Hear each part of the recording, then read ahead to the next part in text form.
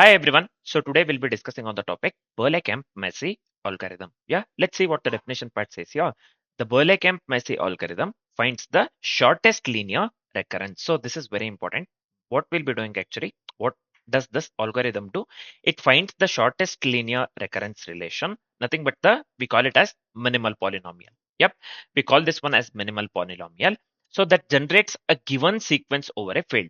Yep, what it does, that generates a given sequence over a field. Yep. In simple terms, actually, it compresses the sequence into the smallest formula or formulae. Yep.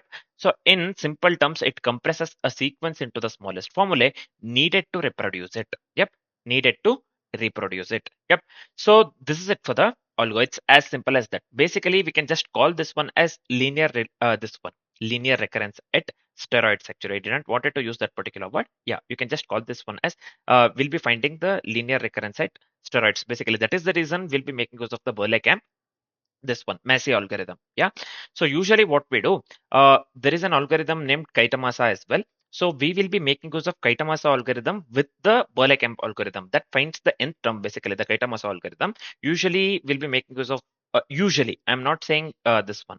What do we call? We will be or we have to. But usually, what we do for the optimization purpose, usually when it comes to the number theory, we will be going with a Berlekamp Massey as well as the Kaitamasa. Yep.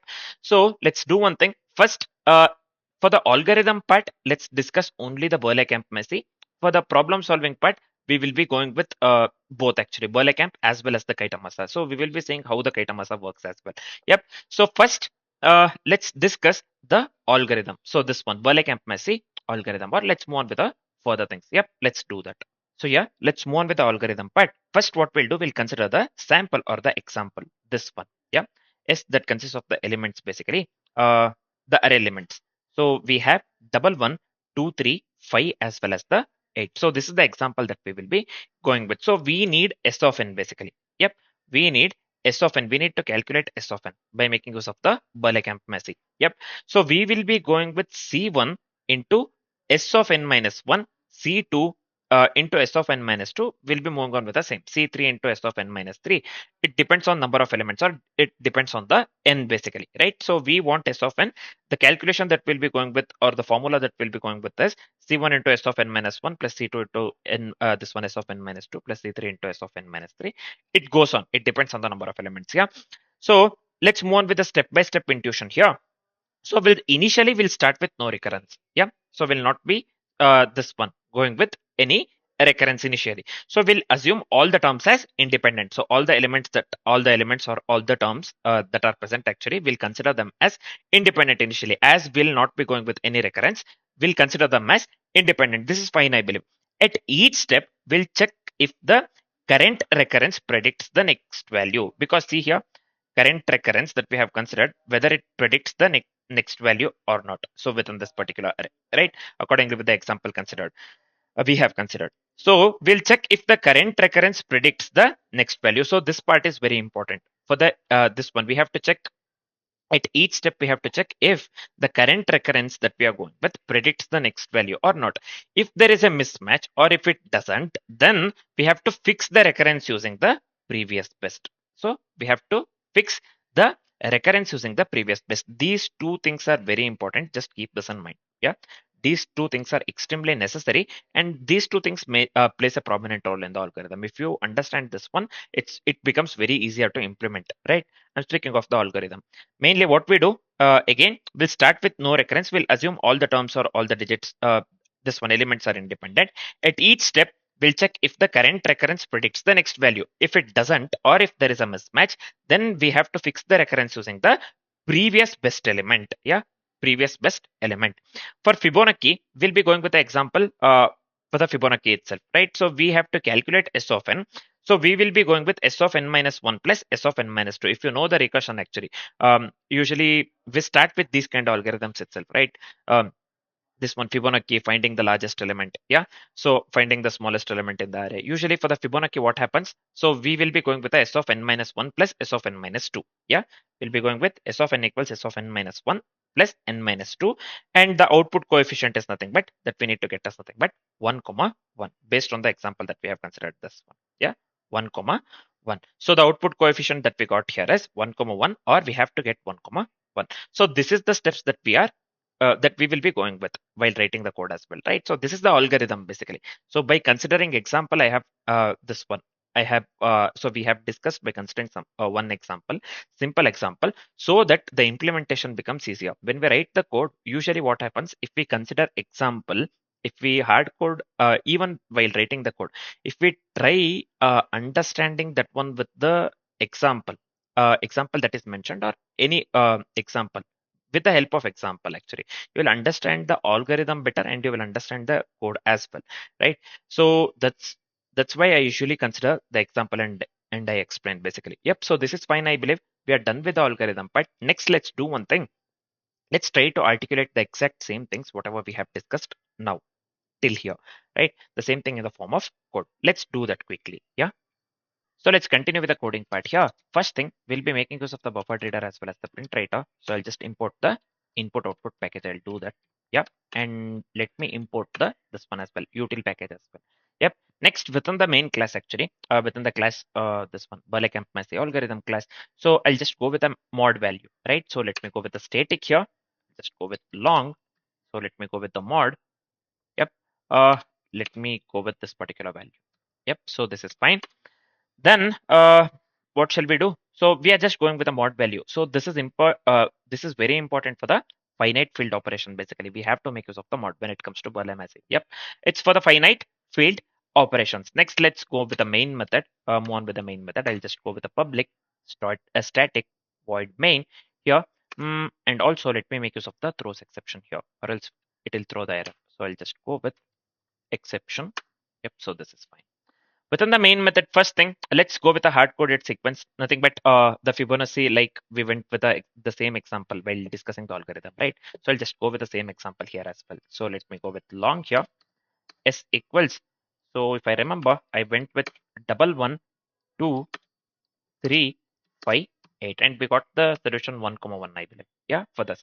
So let's call the Berlekamp Massey. So to call the Berlekamp Massey method, we have to write the this one helper method named Berlekamp. This one, right? Berlekamp Massey. So let's write that one. I'll just go with the static here. Let me go with long. I'll just go with Berlekamp Massey here. So let me go with one parameter named S. Yeah. So I have misspelled here. Let me delete this one. It becomes correct. Now within the Berlekamp Massey method, so first I'll just assign the length of the string, or length of the S, actually not the string, length of the S to the N. So we'll be making use of the length of the S everywhere. So I'll just assign this one to the N. So I don't want to type S dot length every time. Yep. So let's go with the current polynomial as well as previous polynomial accordingly with what we had discussed in the approach. So let's go with the current as well as the previous polynomial. For the current polynomial, I'll just go with C equals here new. Let me go with the not length, actually, sorry, long. We have considered long, right? So within the array of size n, and for the previous polynomial, I'll just go with the some variable. Let me go with the b here, right? So this is fine. Here let me make this one capital C as well. Yep. I'll just go with again new long of n, actually. Yep. So this is fine. We are done with this part. After considering current as well as the previous polynomial, let's assign this one C of 0 as well as B of 0 to, sorry, what did I do? C of 0, let me assign this one to 1, and B of 0, let me assign this one to 1 as well. So after doing this, we have to go with the current length of the recurrence, and then we have to go with the iteration since the last update and the last this one discrepancy. So we will be assigning certain variables to 0 and 1, nothing but L, M, and B. That's what I said. So I'll just go with here int L equals 0, int M equals 1, and finally I'll just go with the variable B here. Let me assign this one to 1. So this is fine. Let's move on with the iteration part as per the discussion. So I'll just go with int. Let's start with the 0. So this one will be I less than n, nothing but s dot length. So here I plus plus. So within the for loop, let me do one thing. Let me assign d to 0 initially, the variable d to 0. So I have misspelled long here. Yeah. So after this part, we have to calculate the discrepancy. For calculating the this one discrepancy, so again, let me go with a for loop. So I'll just consider j equals 0 here. J, which has to be less than or equal to L, variable L we have considered, right? So here L equals 0. This is fine. And let me increment the j. Within the for loop, what am I going to do? Let me assign d to, so I'll just go with this formula, d plus c of j. If you remember the formula, c of j into s of I minus j here, right? So this is fine. And we have considered the modulo value within the mod variable actually. I'll just call the mod variable here, right? So this is fine. Yep, we have to use the mod. Just remember this. Then let me go with if d equals 0, then what I'll do within the this one, what do we call if condition, let me increment m here. So else, so I'll just make use of one more variable t here, and let me go with a clone here, right? So I'll just call the clone here, clone function that the Java provides. Then we have to go with a coefficient actually. We have to what do we call? We have to find the coefficient itself at the end. For that, I need variable. So I'll just go with the coefficient COEF here. Let me assign this one to D into, let me call the mod inverse. So for calling the mod inverse here, we have to write one more method named mod inverse. So I'll just come here. So before using mod inverse here, let me write the mod inverse method. So let me go with static. I'll just go with the long here. Let me go with mod inverse. Yep. So again, to know the Berlekamp Massey algorithm, so you have to have the idea on the format little theorem, nothing but the mod inverse. Uh, this one, what do we call? Fast exponentiation as well. So if you don't know modular exponentiation, this one, sorry, modular inverse modular exponentiation or the fast exponentiation. So please go through the algorithms that is present in the number theory, right? So there is a playlist called number theory or the math actually, or 150 based algorithms. You will find the this one modular inverse, binomial coefficient, fast exponentiation. These algorithms you'll already find there. Yeah, you can just go through those algorithms. If you don't know Fermat's little theorem or modular inverse here, you'll not understand anything. You have to blindly go with the this one. Whatever I type, you have to blindly understand that one. Uh, that's not the correct thing to do. Yeah, please go through those algorithms and then you can just come back um, and watch the further part of the video. Yeah, so this is fine. We are done with the mod inverse here. So I'll just go with the parameter x. So within the mod inverse, I'll do one thing. Let me return what we need to return. If you remember, we need to return the this one power of x, right? So I'll just for the power of x, I'll just go with the one more helper method named power, right? So I'll just go with long. Let me go with the power here. I'll just go with two parameters. One is a and another one is b. So within the power method, first thing we need the result variable where we have to store the result. So let me assign the result to 1. First thing. Second thing, while b is greater than 0, then what we'll do? So I'll just go with the if condition here. If b logical and 1, suppose if it is equal to 1, then let me assign the result to result into a modulo mod. Yeah, this one I believe. Yep. So I'll just assign a equals a into a modulo. So I'll just go with the mod. Yep. So this is fine, I believe. Finally, I'll just go with the b equals b into 2. So that's what we have to do. I can just write the same thing actually. B equals b divided by 2, right? So I can just write that one in the form of this one. What do we call? We can just make use of the bitwise right shift operator. So I'll just include here equals, nothing but it states that b equals b into 2. We don't want b. So if we are making use of equals here, I don't have to mention equals here. So I can just write equals here directly. B right shift equals 1, nothing but b equals b into 2. Right, so this is fine. Not sorry, not 2 into 2. B equals b by 2 actually. Yep, so this is fine, I believe. Next, we are left with only one thing. We have to return the result. The result is stored in the result variable res. So let me call this one result variable over here. So let me format the code. Now we are done with the this one power method. So let me copy this method. Now we can make use of the power method within the modular inverse method. So let me call the power method here, and I have to pass x along with it mod minus 2 actually, not 1 here. We don't need modulo mod. So this is fine. Instead of 1, let me go with a 2. It's as simple as that. So we are done with the modular inverse method as well. So we are just going with the format little theorem here, right? So we don't have to get confused. Yeah. So this is fine. Next, let's move on with the further things where we had left. So as I've said, we will be making use of the modular inverse here, right? So let me copy the method. So I'll just paste it over here, right? So let me leave the space so that we don't get confused. Yep. So after calling the modular inverse here, I'll just pass the parameter b, and let me go with modulo. So let me go with a, or let me pass the mod variable here, right? So this is fine. Yep.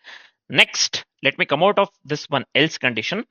So here, where we are making use of the modular inverse within the coefficient, this one, right? So this is fine. This works flawlessly. Next, we have to update the polynomial, right? Accordingly with the algo, we have to update the polynomial. For updating the polynomial, I'll just go with the for loop. See, let me go with int here. J, let me assign this one to the m. J should be less than, not m actually, it's n, and let me increment the j. So this is fine. Within the for loop, what am I going to do? So I'll just go with c of j here. C of j equals, so C I have considered capital C, I believe. If I give small c, it will throw the error. Anyways, so this will be, so I'll just go with the formula C of j minus, let me go with the coefficient here. We have considered coef, right? So why this is throwing error here? C of j is fine. So coefficient, we have considered the same thing. Actually, let me copy this one and paste it over here. Why this is throwing error? Anyways, let's continue with the same. If I hover over here, cannot resolve the symbol coefficient. Why? What's wrong? Hmm. One second. One second. Coefficient is fine. So why we have, uh, there shouldn't be any this one actually. So let me close this one over here. Right. So let me format the code so that the code looks good. Yeah, that is the reason it was showing there. So we are writing this one outside the this method, right? So I had closed the flower packet here itself. So that is the reason it was not showing coefficient. But why did I close? Anyways, let's move on with the further things. Now let me go with b of j minus m here. So let's go with the mod value, as we need to go with a mod value. So this one again, I'll just go with a plus mod here, right? So you cannot forget to make use of the mod actually. Anyways, let me go with the mod. So let me format the code so that the code looks good. So let me come out of the for loop now. Yep. So let's move on with a simple if condition here. Suppose if 2 into L, so if it is greater than I, in that case, what we have to do, I have to increment the m actually, not n. Yeah, we have considered the variable n as well. We have to increment m basically. Yeah. Else what we have to do, L, let me assign this one to I plus 1 minus L. So this is fine. And let me assign B to T. So this is also fine. Let me assign B to D as well. And let me assign M to 1. So this is fine, I believe. Let me format the code so that the code looks good. Now, finally, what we have to do, we have to extract the final coefficients. In our case, we have to get the output 1, 1, right? So accordingly with the example that we considered, we have hard coded the example directly, I believe. Yeah. So see here, this one. Anyways, let's continue with the same here.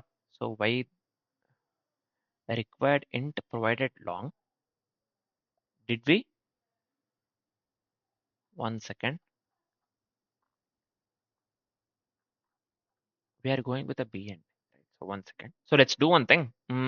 It is showing actually required int provided long.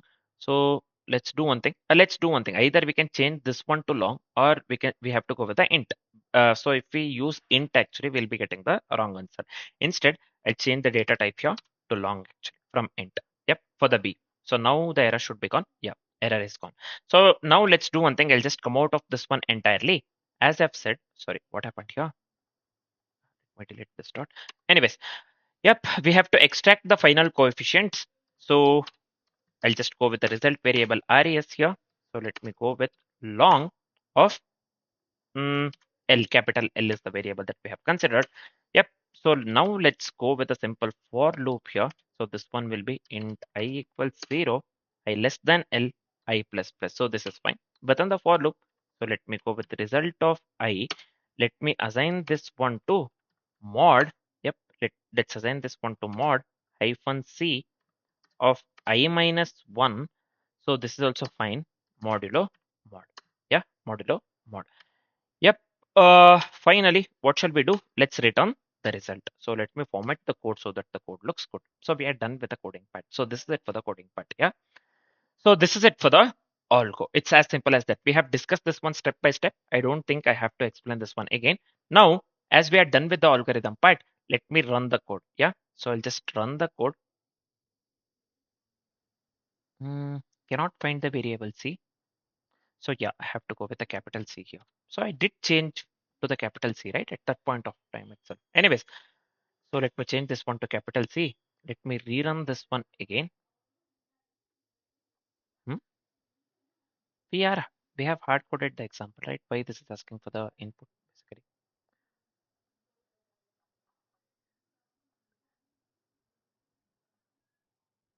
Just give me a second here.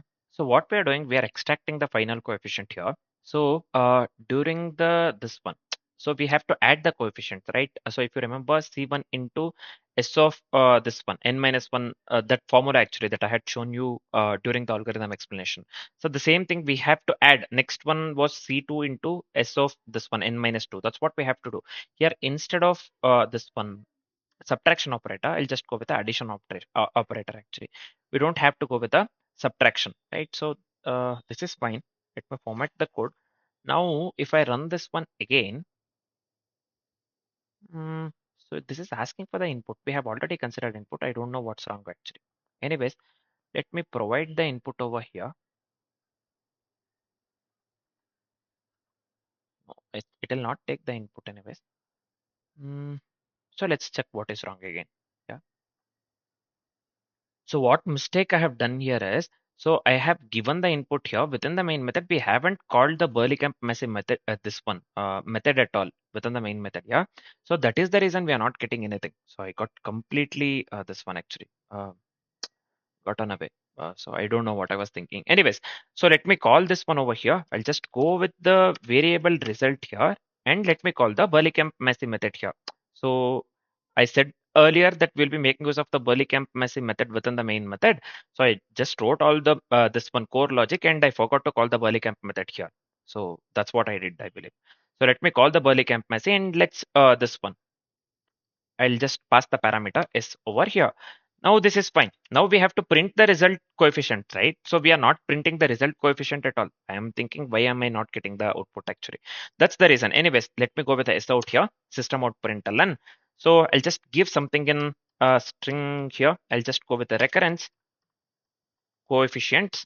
Yeah, so this is fine.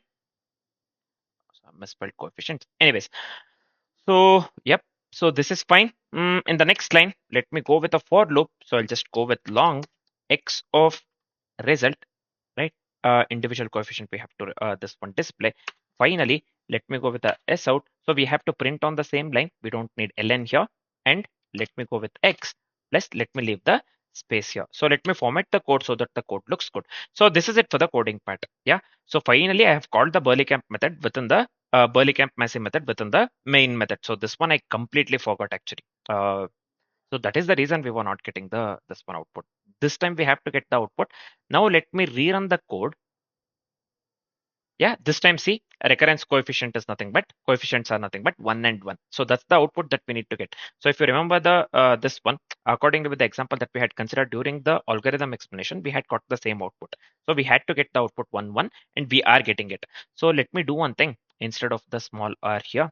So let me make this one capital R so that this looks good. Yeah. Anyways, so what did I do? Oh, run this one normally. Yeah. So this is fine. Now we are getting the desired output and the whatever the code that we have written works flawlessly, right? So it works absolutely correct. Now let's do one thing. Let's discuss the complexities for the code that we have written. Apart from that, we have already discussed everything. Starting from the definition part, we went with the algorithm by considering the same example that we have written in the code or hard coded in the code, right? So then, according to with the algorithm, this one approach, this one algorithm explanation or the approach part, we have articulated the same thing, exact same thing in the form of code, and we are getting the desired output as well. Now we are left with only one thing, nothing but discussing the complexities for the code that we have written. Let's do that one quickly. So first thing here, let me explain you this as well. So we are getting the output 1 comma 1, basically we are going with this formula. If you remember, I have already explained this one. I don't have to, but still let me tell you. So this is nothing but 1 into s of n minus 1. So that's what I showed you, right? S of n minus 1 plus 1 into s of n minus 2, right? This is for the Fibonacci actually. This is for the Fibonacci, right? So as we are going with the Fibonacci, like, so this is for the Fibonacci, right? So accordingly with this, we have to get the coefficient 1, 1, which we are getting, right? This correctly represents the Fibonacci sequence, which is absolutely correct. The output that we are getting is correct. Yep. So this is fine. Let me delete this. Now we are left with only one thing, nothing but discussing the complexities. So what would be the time complexity? You would have already guessed. So the time complexity would lead to big of n square. So we are drastically this one, what do we call? By making use of the Berlekamp-Massey, we are drastically reducing the complexity or the time complexity from big of n cube to big of n square. Yep, big of n cube to n square, because each step computes the discrepancy, right? So this one I have, this one we have discussed during the coding part. Each step computes the discrepancy over the current polynomial. So overall time complexity quite obviously leads to big of n square, right? So what would be the space complexity? Space complexity leads to big of n, because storing the polynomial, we are storing the polynomials c as well as the b, right? So if you remember, in the code we have made use of the variable c and b, right? We are storing, these are nothing but the polynomial. So this is the current polynomial and this is the previous polynomial. This we had discussed this one while writing the code. I don't think I have to explain this one completely again, right? So we are making use of the, or we are storing the polynomial c and b, that would lead to this one. Overall space complexity would lead to big of n because of that. Yeah, the time complexity and the space complexity for the code that we have written would lead to big of n square and big of n respectively, right? So this is it for the algorithm. We are done with the algorithm. Yep, Berlekamp-Massey algorithm. Again, I'm stressing on this. Usually, we make use of the Berlekamp-Massey with the Kaitamasa, right? Usually, right? So whenever there is, we have to find the n term. Usually, what we do, we collab. Actually, it's kind of collaboration itself, right? So we collab with the Kaitamasa algorithm, which is the different, which is the different algorithm, which is different from this one. What do we call? Berlekamp-Massey algorithm, right? So Berlekamp-Massey as well as the Kaitamasa is completely different. So we will be usually making of both algorithms to solve the particular problem. Usually, right? There might be situation you don't have to make use of the Kaitamasa with the Berlekamp actually. So I'm just stressing on it because usually the problems that we solve, what do? We will be making use of the Kaitamasa along with the Berlekamp. This one, what do we call? Massey algorithm. Yep. So we are done with this part. Now let's try to implement the Berlekamp-Massey algorithm within the certain problem. Let's do it. Yeah. Let's do it. Let me delete this one. Yeah. Let's move on with the problem part. So let's move on with the problem part here. So first thing, so I'll be going with the DMOJ problem, the problem that is present in the DMOJ. So here you can clearly see. So this is from the wish list anger contest 5. So the problem 5, nothing but the problem's name is Squirrel's Life. Yeah, a squirrel's life. So let me do one thing. You can just go through the question. It's very easier to understand. It's very easy to understand. I'll just summarize the question so that it will be easier for us to solve the problem. So let me do one thing. Let me open this one as view in PDF. Let me click this one and the let me open this one in the new tab. Just open this one. Yeah. So let me zoom this one. Yeah. So this is fine.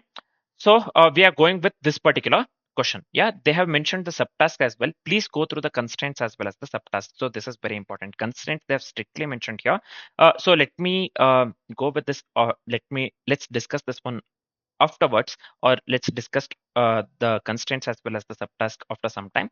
For now, let's discuss the question. Please do go through the question. It's very easy to understand. I'll just summarize the question so that it will be easier for us to, even easier to solve the problem, right? So this is fine. First thing, let's go with the question part. We have n event types. Yeah, just remember here we have n event types. Yeah, that is connected as directed graph, right? So directed graph. So again, we have n event types that are connected as directed graph. A squirrel's life is sequence of e events, right? A squirrel's life is a sequence of e events, right? A squirrel's life is sequence of e events starting at type 1 and ending at type n, right? Starting at so let me write here, starting at type 1 and ending at type n, ending at type n. So this is fine, I believe. It's easier to understand, right? So this is type 1 and ending at type n. So a valid life must visit type 2. Yeah, a valid life. Suppose if it is valid, then valid life must visit type 2. Let me write here type 2.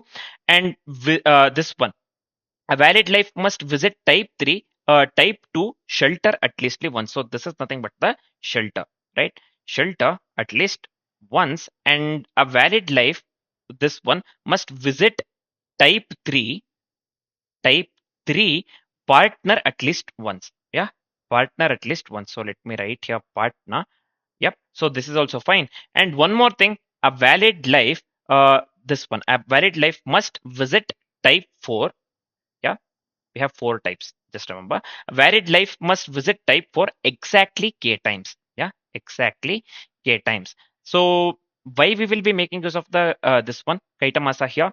Kaitamasa, it is used to find the linear recurrence, right? So it is used to find the linear nth term, actually nth term of the linear recurrence when k is given. Actually, when k is given, see here they have strictly mentioned here a valid life must visit type for exactly k times. So this is the reason we'll be making use of the Kaitamasa algorithm as well, along with the Berlekamp, this one Massey algorithm. Yep. So this is it for the question. So what we need to do here, we have to count the total valid sequences. We have to count. All we have to do is we have to find, or we have to count total valid sequences. That's what we have to do here. And they have given the modulo value as well. So in the question, please do go through that. The modulo value that they have given us nothing but 9982 double four, yeah, 44353. So this is the modulo value that they have given in the question. Yep. So we have to make use of the modulo at any cost, or else we'll be getting the error quite obviously. Yep. So this is fine. This is the question. Let me read the question out loud. Just listen to this carefully.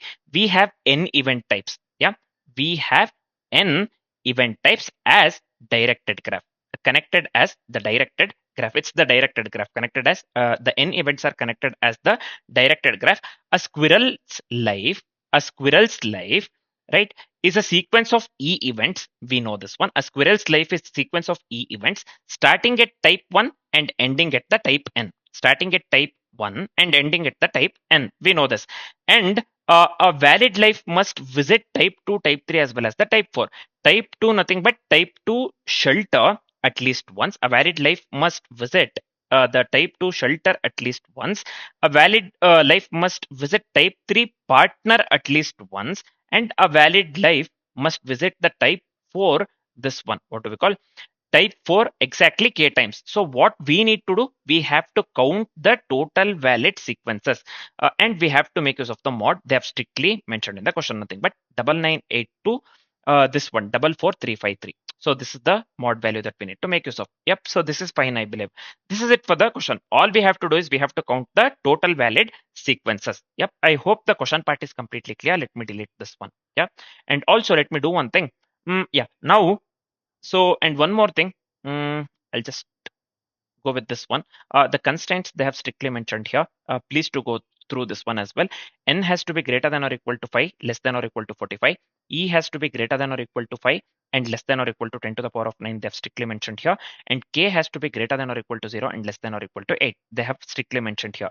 We have to take care of this one. And there are several subtasks given here. Nothing but subtask 1 to subtask 6 here. Subtask 1, 6%. Again, the same thing. You have to go through the constraints.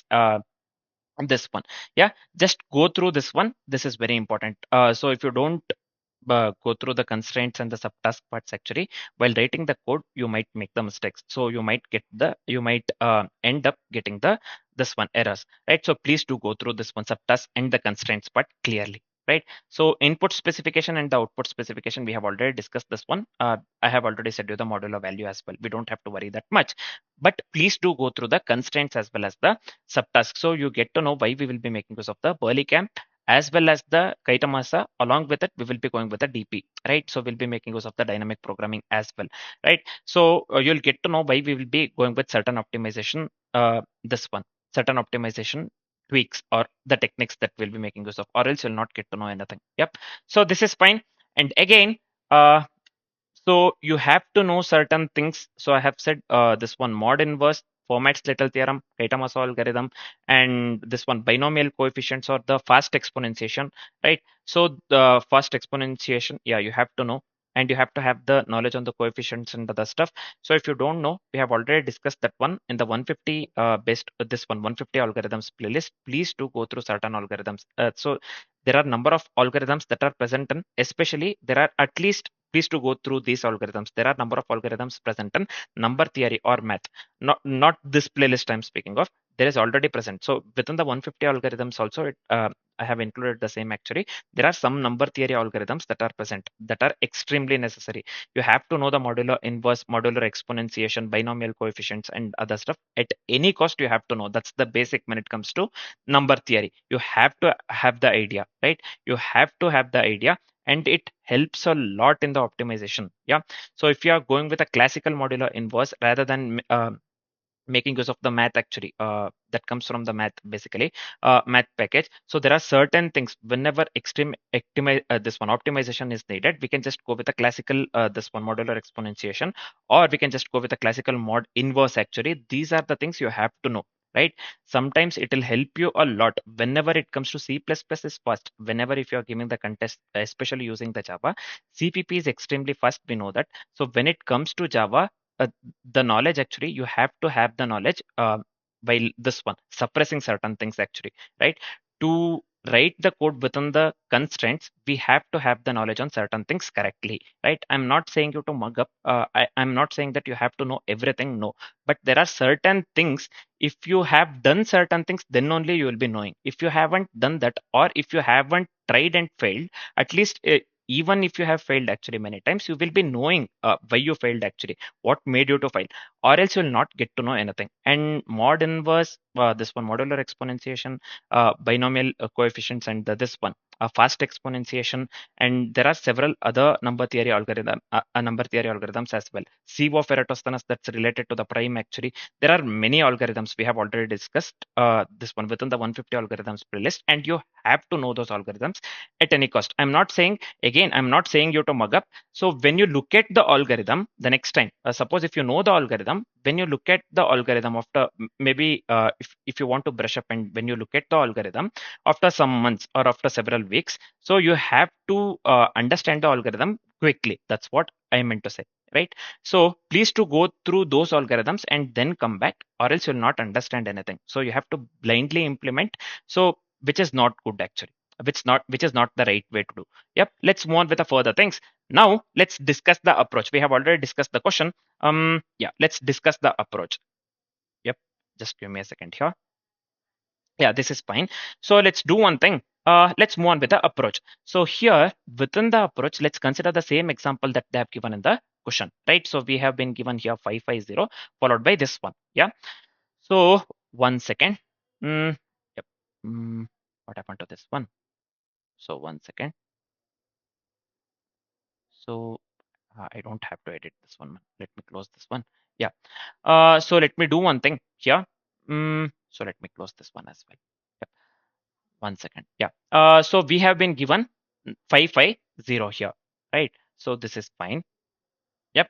So n is 5 here. So this is the graph problem, right? N is 5, and edges they have given 5 here, right? Edges also they have given 5, and k they have given 5. So they have mentioned the k will be going with the Kaita-Massa as well. Yep. So n they have given 5, e they have given 5, and this one k they have given 0. Yep. So what is the key idea here? Let me mention key idea or the idea. What's the key idea that we'll be going with? So we will model this as state-based DP on the graph, this one, paths actually. So usually we'll be modeling this one as state-based DP. Yeah, state-based DP, where we will be making use of the Berlekamp Massey as well as the Kaita-Massa. Just remember this one. We will model this as state-based DP on the graph. Yeah, on the graph. So this is the key idea. So what happens here? Each state, so as we are considering this one as state-based DP, or as we will be going with a state-based DP, we will store each state as this one actually. Node, yep. So visited two, so this one. Suppose if we have visited, so this one, three types we went with, right? V2, V3 as well as the V4. right? That one shelter. The second one was, if I remember correctly, visit type 2 shelter, visit type 3 partner, visit type 4 exactly k times. These three things we have to check, right? So visit 2, then visit 3. This is nothing but the question mark. Then we have to check for the visit for this one. What do we call? Count actually. Nothing but I'll just write here count, right? So this is fine. 1 second. Let me write this one as count. Yeah. So these are the things. Yep. Each state, what does it store? It stores the node visited 2, visited 3, and the count, nothing but the k, visited 4 itself, nothing but count here, right? So let me delete this one. Let's move on with the further things, right? So since visited 2, so suppose if visited 2 shelter part, so this we will be going with 0, 1. They have strictly mentioned in the question. States actually visited 3, so this is also 0, 1. They have mentioned in the question. And count actually, for the count, so I'll just go with here this one. This depends on the k, right? 0 to k actually. 0 to k. That's what I had this one explained you the same thing while reading the question as well, right? This one is from 0 to k. So total states would be n into 2 into 2 into, so as we have k, we have to go with the k plus 1. Yeah, k plus 1. So this is for the total states. If you know the this one states of the DP, so we are going with n into 2 into 2 into k plus 1. That's what we will be going with. This part I'm speaking of, n into 2 into 2 into k plus 1. So this one you have to remember this one at any cost, right? So again, since visited 2 we have 0 by 1, visited 3 0 by 1, count we have from 0 to k. So the total states become n into 2 into 2 into k plus 1. So this is fine, I believe. Let me delete this one. I insist you to pause the video and have a look into it, right? So this is fine. Yep. Now let's move on with the DP transition. Let's move on with the DP transition, which is one of the very important steps actually. So if next node, suppose if next node that we are considering, if it is equivalent to 2 and we have marked the visited 2, right? So so if the next node is equivalent to 2, then we have to mark the visited 2 to 1. Yeah, then we have to mark the visited 2 to 1. So suppose the next node is equivalent to 3. We have 2, 3, and 4, right? So suppose the next node is equivalent to 3, then we have to mark the visited v3 to 1 as well. Suppose if the next node is 3. Suppose if the next node is 4, we have 3 types itself. This one, type 2, type 3, type 4, right? So suppose if the next node is equivalent to 4, then we have to increment the count. So I'll just write here for the increment. Let me write double this one. What do we call? This one, addition operator or increment operator actually, plus plus. Yeah, so this is fine. Yep. Again, we have to update if the next node is equivalent to 2. So mark the visited 2 equals 1. If the next node is equivalent to 3, mark the visited node 3 to 1. If the next node is equivalent to the 4, then we have to increment the count actually. We have to skip if the count is greater than k. It shouldn't be greater than k, and k they have strictly mentioned as 0 in the input. See here, this sample input I'm speaking of. Yep. Suppose if the count is greater than k, in that case we have to, what we have to do, we have to skip. So this is one of the important parts. If you forget this one, so we'll be getting the wrong answer, right? So yep, pay attention to this part actually. Count has to be greater than k. If it is greater than k, in that case we have to skip, right? So this is fine, I believe. Let me delete this one entirely. I hope this step is also completely clear. We are going step by step, right? So this step is also completely clear. So let me delete this one and let's discuss why we will not be making use of the simple DP. So we are going with the state-based DP on the graph paths. So we could have just made use of the simple DP, right? So why we will not be going with the this one? What do we call simple DP? Let me explain you the same thing. So E can be up to 10 to the power of 9. They have strictly mentioned in the question actually. E or the edges can be up to 10 to the power of 9. So if we generate first this one, what do we call 2 into states term actually. If we generate first 2 into states terms, what we'll do, so which is not possible if we make use of the simple DP. So that I completely forgot to say. So E they have strictly mentioned E into this one 10 to the power of 9, which will not be possible if we go with a simple DP. So we'll be making use of the this one, what do we call state based DP, right? So first thing, so what we will do, we'll generate first this one almost equivalent to 2 into states terms. Then we will be making use of the Berlekamp Massey. Yeah, then we will be making use of the Berlekamp Massey again. So since E they have given 10 to the power of 9, it's not possible to go with a simple DP. Instead, what we will do, we'll generate first 2 into states terms here. Let me write the terms as well. Yeah, 2 into states terms. Then we will be making use of the Berlekamp Massey. Why we will be making use of the Berlekamp Massey? To find the recurrence. Usually, Berlekamp Massey is used to find the linear recurrence itself, right? So we'll be making use of it to find the recurrence, and we will be making use of the Kaitamasa. As I've said, we will be making use of the Kaitamasa or Kaitamasa, however you this one call it. So we will be making use of Kaitamasa here to compute the eth term in log E, right? So we'll be doing it to compute the eth term actually in log E, right? In log E. So this is fine, I believe. This is it for the question. So this is it for the question.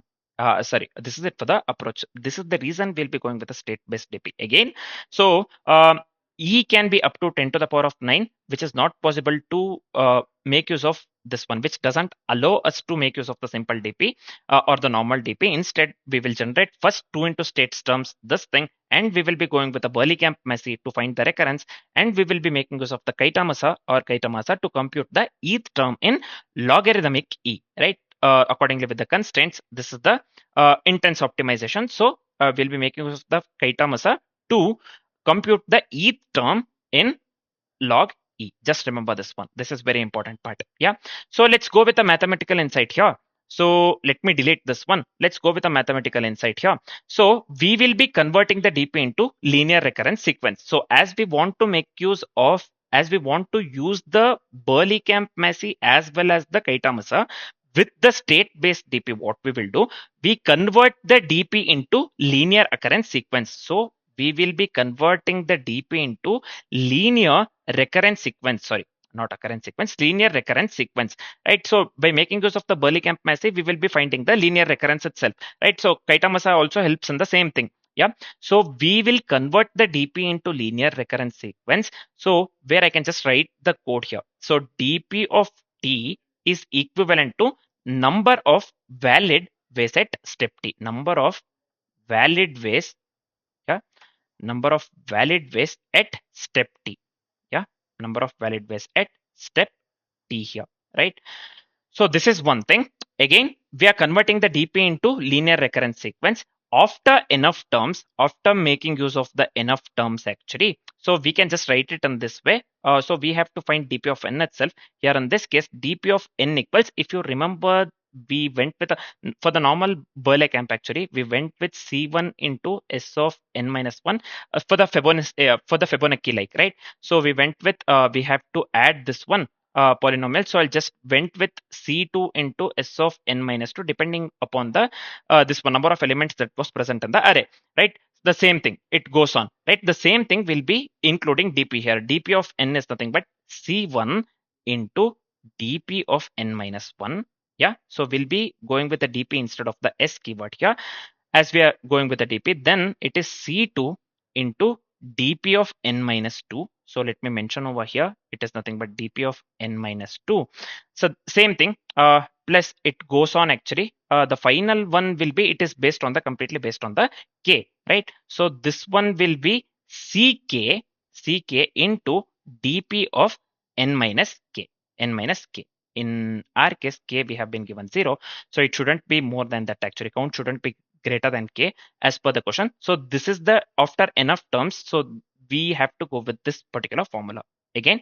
So this one, why I have written this one, DP of T equals number of valid ways at step T. So we are converting the DP into linear recurrence sequence. That's what we are doing here with the help of this one.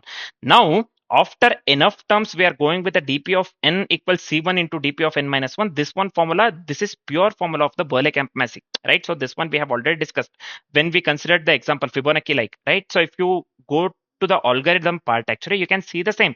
We have made use of the same thing. So here we are using it with a DP. So as we are going with a state-based DP here, along with the Berlekamp Massey, as well as the Kaitamasa. So we, instead of the S here, we are going with a DP. That's it. And it depends on the K. Finally, it would end up with the CK into DP of n minus K. That's it. It's as simple as that. Yeah. So now let's go with the central, this one, state transition visualization. Yeah, next let's go with the state transition visualization. So first thing, we'll be having the node here. As we are going with the graph, we'll be having the node here. So we have here next one. If you remember, we have next one, next two, as well as the next three. Yeah, we have next one, next two, as well as the next three. So each transition updates are nothing but node. So it consists of, the transition consists of this one. What do we call? The transition updates consists of the node. If you remember, this one v2, v3 type v2, type v3, as well as the type this one type v4. Also, it depends on the cake, right? So we have discussed this one, nothing but count. Yeah, node v2, v3, as well as the count. So this is fine.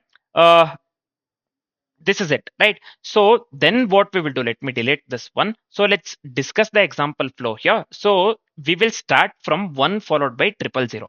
We'll start from 1 followed by triple zero for this one. I'm just going with the example flow here, right? So first, for the 3, we will be getting 3 0 1 as well as the 0, and we have to go with the 2 again. So we have to go with the 2 again. For the 2, it will be 2 followed by 1 1 0, and again we have 3 here this time. For the 3 again, we will be going with 3 1 1 0. So for the 5, it is end actually. For the 5, we have been given n e both 5 followed by the k0, right? 5, what we will do, will end here, right? So we will end here this part. Yep. So this is just the example flow. You can just pause the video and have a look into it again. Yep. You can just pause the video and have a look into it, right? So accordingly with what example that we had considered, let me delete this one. Accordingly with what example that we had considered, so only one valid sequence exists, right? So we will start with 1, right? So I'm speaking of this example. We will start with 1. So I'll just write here start at 1. So we'll start at 1 actually. Then what we'll do, we must include type 2 as well as the type 3, right? The shelter, the type 2, v2 as well as the v3, right? So what we have to do, we must include here, yeah, we must include type 2 as well as the type 3. So let me write this one in the different line. Yeah. So we must include type 2 as well as the type 3, and we must include type 4 exactly 0 times, as k is given 0 here. As they have mentioned k0, what we have to do, so we must include type 4, nothing but the count, exactly 0 times. It shouldn't exceed 0. Yeah. Type 4 actually exactly 0 times. Yeah. So type 2, we must include type 2, type 3, as well as the type 4. So first thing, there is only one valid sequence that exists, nothing but we'll be starting at 1. We must include type 2, type 3, fine. Type 4 exactly 0 times, because k in the input we have been given 0, and we are going with this particular example itself. Yep, so this is fine. So when we do this one step by step, see, we must include this one type 2, type 3, as well as the type 4 exactly 0 times. Just remember this one. So if I want to show you step by step here, for the step 1 here, so we have 1 to 3. We have a partner found here, right? So this one for this example actually. Yep. So step this one, we have partner is found actually. When it comes to step 3, we have 3, that is 2 actually. Shelter is also found here, partner found, shelter is also found. So this is for the type 2 actually. This is for the type 3 actually. Yeah. Partner found, shelter found, and for the step 3, during step 3, 2 3. So let me write it in this way. And for the step 4 actually, what happens, 3 5. So this we can just call it as death actually here, the end or the death. So this is fine. So invalid paths include 4 actually. Invalid path includes 4, since k is 0. K we have been given 0. So invalid path includes 4. And we are missing 2 or 3. Yeah, we are missing 2 or 3 basically. Yep. So this path I'm speaking. We are missing 2 or 3. So these are the valid ones actually. Yeah, these are the valid ones. Yep. So the final answer that we get here is 1. The final answer that we get here is 1. Right. So only one path. So the final answer that we are getting is 1 here. Right. So this is it for the explanation part. Right. Accordingly with the input that we have considered, the output that we need to get here is 1. So this is fine, I believe. Let me delete this one. Yep. Any path that is including 4 is not possible, since k they have given 0. and we are missing 2 or 3. The third one that I showed, step 3, actually 2 to 3, that will not be considering basically. And the final answer that we have to get is nothing but 1. So the output that they have mentioned here, let me scroll this one. Yeah, the output that we have to get is 1, and we have got the output 1 as well. Now we have complete knowledge on the approach. So what we will be implementing, how we will be implementing, why we will be making use of the DP, and nothing but the state-based DP, why we will be making use of the Berlekamp Massey, that basically for the to find the last recurrence relation. Yeah, to find the last recurrence actually. For that we'll be making use of the Berlekamp, and why we will be making use of the Kaitamasa. So basically to end up with this one, to find the last this one nth term, yeah, to find the nth term in the linear recurrence within the log e basically. Yeah, for that we'll be making use of the Kaitamasa. So all these things we have the idea, right? Now we have the idea on the implementation part entirely, right? So we had discussed the same thing. We have discussed the same thing, but on the what do we call approach part. Now let's do one thing. Let's quickly implement the same thing in the form of code. Yeah, let's quickly implement the same thing in the form of code. Let me open the IntelliJ idea here, right? So first, what I'll be doing. So I'll just do one thing. Just give me a second here. Let's continue. Yeah, let's do one thing. We'll be making use of the buffer reader as well as the print writer. Let me import the input output package. So this is fine. And also we'll be making use of the different utilities here. Let me import the utility package as well. First thing, I'll be going with a modulo, this one, modulo value. So let me assign that one to the certain variable, some variable. I'll just go with the final here, long mod. Again, if you know the Berlekamp Massey algorithm, it will be very easy to implement. Yeah. So I'll just go with the mod here. Mod value they have given somewhere. So let me open the Chrome here. So within the output they have given, I believe. So let me copy this one entirely. So let me copy this one and I'll just open the IntelliJ. Let me paste it over. Yeah. So this is fine. So next we have to store the k plus 1, nothing but the maximum states, right? Count basically. So I'll just go with the static here, int. So let me go with the sk. So this is fine. Now, so let's do one thing. We have to ensure the value stays within the this one modular range, right? So I'll just go with static here, long. Let me go with mod here. So I'll just go with the parameter x. So that's enough. So within the mod method, so let me return here. So I'll just go with x modulo mod. Yeah, x modulo mod. So this one I'll just go with a plus here, right? Plus mod modulo mod. So this is fine. This is it for the mod method. So let me format the code so that we can just move forward, right? So we are just ensuring that value stays within the modular range with the help of the mod method. Then we'll be going with the power, right? So this one, we did the same thing here within the algorithm as well, right? So I'll just go with the static here. So let me go with long. I'll just go with the power here. So let me go with two parameters. One is a and another one is e. So within the power method, first thing, let's initialize the result to 1. So I'll just go with long r equals 1 and let me go with a modulo a equals a modulo this one actually mod, the value that we have considered within the, we have assigned this one to the embody variable, right? So this is fine. Next, while exponent is greater than 0, so I'll just go with while exponent is greater than 0, then what we have to do in that case, so if there exists the odd exponent, then we have to multiply the result. So that I'll write within the while this one while method, right? So if exponent logical and 1, if it is equivalent to 1, then we have to assign the r equals r into a. So we have to include the modulo value as well. So I'll just go with a modulo mod here, right? It's as simple as that. Now we have to square the base. Yep. So this is the first exponentiation algorithm. If you know this one, we are just dumping the algorithm over here. That's it. That's what we are doing. So I'll just go with a into a modulo mod. Yep. So this is fine. And we have to divide the exponent by 2. So either we can go with e equals e by 2, or we can just write here like this. So e equals e. This is also fine.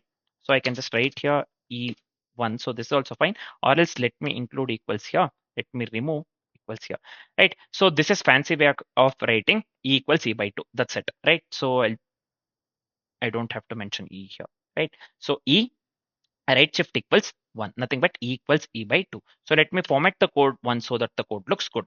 Finally, what I'll do, I'll just return the r. the result variable r. We have to return the result, right? So for that. So this is the first exponentiation part. This is for the mod actually. We are ensuring the value stays within the modulo range. Yep. So these two things are clear, I believe. It's simple. Yep. Next, let's do one thing. Let's go with the inverse, modulo inverse, right? So I'll just go with this time we'll be making use of the formats little theorem here. Nothing but modulo inverse using the formats theorem. Yep. I'll just go with long here. So this is fine. Let me make use of the inverse. So I'll just go with long a here. So this is also fine. And let me return, I'll just go with the power here. So let me include a as well as the mod minus 2. So this one will be mod minus 2. Yep. So this is fine. Let me format the code so that the code looks good. Now let's do one thing. Let's move on with the core part, nothing but we are left with implementing the Berlekamp as well as the polynomial multiplication, and we have to go with the Kaitamasa. Yep. So these things we have to do. For the Kaitamasa, we'll be going with several this one, some helper methods as well named encode state as well as the decode state.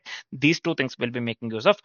So before that, as I've said, mainly we will be going with the three methods. One is Berlekamp Massey, another one is polynomial multiplication, and the third one is this one Kaitamasa, right? So these three methods will be going with, and other helper methods as well, right? So just give me a second here. 1 second. Yeah, let's move on with the Berlekamp Massey method. Yeah, so we have to find the recurrence relation from the sequence. For that, we will be making use of the Berlekamp Massey. So let me go with static here. So this is fine. I'll just go with the long. So let me go with Berle. Yeah, Berlekamp. So why am I writing it this way? Yeah. Anyways, Berlekamp Massey. So let me right. Let me make the M capital here. So this is fine. And let me go with only one parameter here, nothing but S. Yeah. So this is fine. Yep. Within the Berlekamp method, first thing we'll be going with the length of we'll be making use of the length of sequence everywhere. So I'll just assign that one to the variable n. So I'll just go with s dot length. So this is fine. Next, let's go with the current and the previous polynomials. If you know the algorithm implementing the Berlekamp this one algorithm here will be a piece of cake. So let's implement the current and previous polynomials accordingly with the algorithm. The same thing. Let's dump the same thing, whatever we had discussed in the algorithm over here, right? So this one will be 1 and B, let me assign this one to the 1 as well, right? So we have to go with the last discrepancy here. So I'll just do one thing. Let me assign the B to 1 and let me assign L to 0 as well as X to 1. So this is fine. Next, let's move on with the for loop here. So this one will be int I equals 0. So I'll just go with I less than n. So let me increment the I. So within the for loop, what am I going to do? So let's go with the discrepancy, nothing but I'll just go with long D equals 0. First thing, nothing but the discrepancy. Next, we have to compute the discrepancy. For computing the discrepancy, I'll just go with here for loop. So if you remember the algorithm, J, we have to compute the discrepancy, right? So I'll just go with J less than, we have considered the variable C for the current polynomial. I'll just go with the C dot length plus plus. So usually for the current polynomial, we'll be going with a variable C, and for the previous polynomial, we'll be going with a variable B. So the same variable that we considered within the algorithm as well, here also we'll be considering the same variable. We don't have to worry that much. Yeah. So this is fine. So within the for loop, what we are going to do here, so we what we did here actually, not D we have considered. So we are just going with the iteration part, right? So yeah, 1 second. We are computing the discrepancy. Before that, we have went with one more for loop. Yep. So we were iterating over the sequence, right? So let's do one thing. Let me assign D equals mod of, so the formula actually, if you remember, this one will be C of J into, I'll be going with S of I minus J. Yeah, S of I minus J. So this is fine. We are done with this part as well. Next, let's move on with the if condition. So if there is no change needed, suppose if the discrepancy is 0, then the changes are not required actually. So how can I write that one in the form of code? If D equals 0, in that case, what I'll do, I'll just assign here this one. Let me increment the X and let me go with the continue keyword here. Right, so we have to skip. So let me give the continue keyword. Let me format the code so that the code looks good. Now I'll just come out of the if condition. Yeah, let's move on with the further things. So we have to go with the backup current polynomial as well as we have to compute the coefficient. If you know the algo, so I'll just go with, so let me go with T here. So if you remember the cloning part actually, so this one has to be capital C. So we have to clone. So why we are making use of the clone? Because we have to have the backup for the current polynomial. That is the reason we are going with the clone function that is provided by the Java. Don't get confused here. Next, what we are going to do? So we have to compute the coefficient. If you remember the algorithm, there also we went with a variable coef actually. So I'll just go with the mod here. So I'll just go with D into inverse of what? Inverse of B actually. Yep. So this is fine.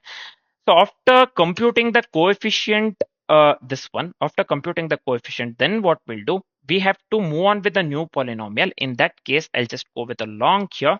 So let me go with new C. I'll just assign this one to new. Sorry, let me go with the long here. So I'll just go with math dot.